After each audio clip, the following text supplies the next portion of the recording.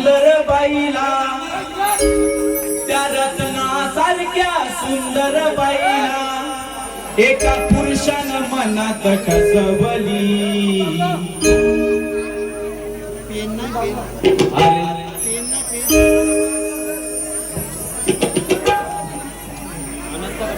रत्नासारख्या सुंदर बाईला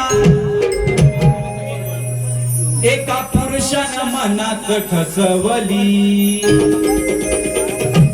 अरे त्या गोड गोड बोलून पंडित बुवान रामाच्या बायकोला फसवली.